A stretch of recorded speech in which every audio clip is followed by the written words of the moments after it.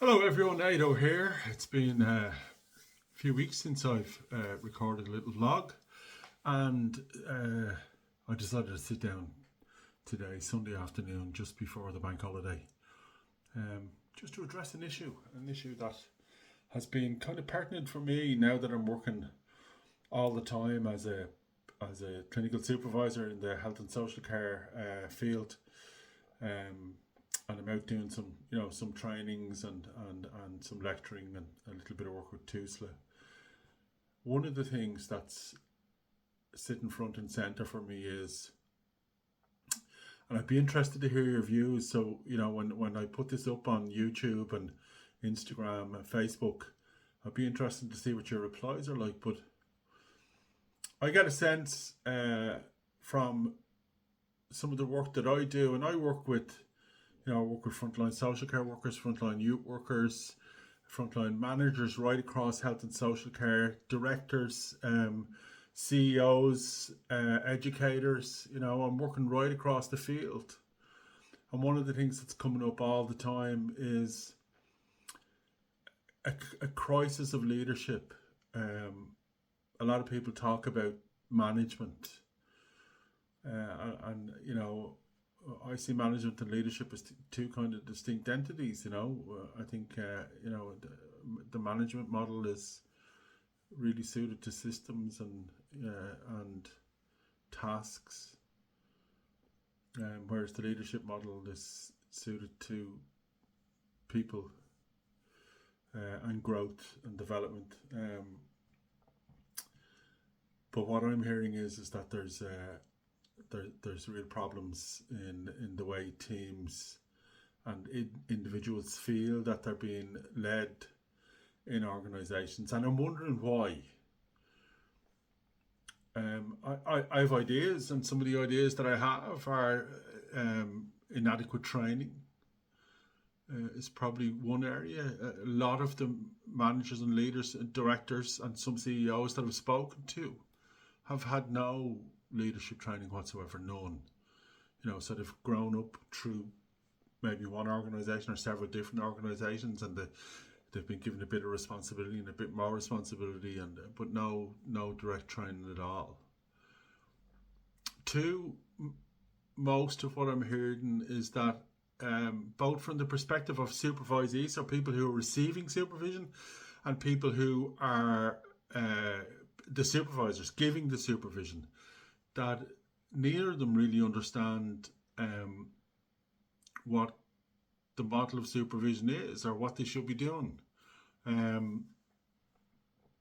It's something that they've learned on the job, and even if they've gone and done a course on supervision, some of the short courses that are out there, they don't know what it's based on, or where the model comes from. I think that's probably not helpful. And one of the other things that's kind of really worrying is this notion of conflict, that people are really struggling to deal with each other in a positively critical way without feeling put upon or misunderstood or maligned, even, I suppose, is a better word. And I'm kind of wondering where that's coming from.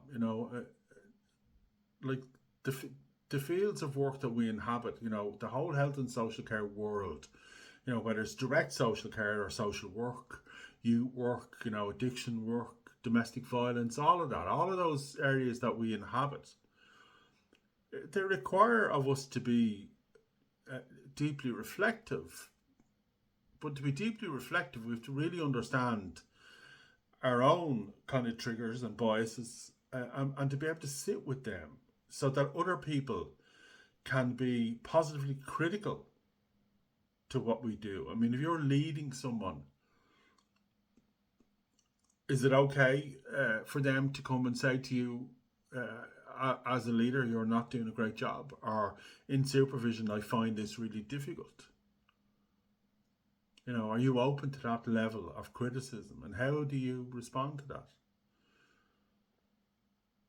I think as leaders in health and social care, I think we really need to start taking a hard look at ourselves, and I think we really need to start taking a hard look at the training that we're providing, and we also need to start taking a real hard look at the way we're analysing the outcomes. You know, is the tick box, and I mean that respectfully, type of model, you know, that we're now working with, you know, with inspection and all of that. Is that the best analysis of what we're actually doing, or are we better off looking at that along with a quality of life type model to try and analyse what we're doing? But there's definitely something going wrong in social care.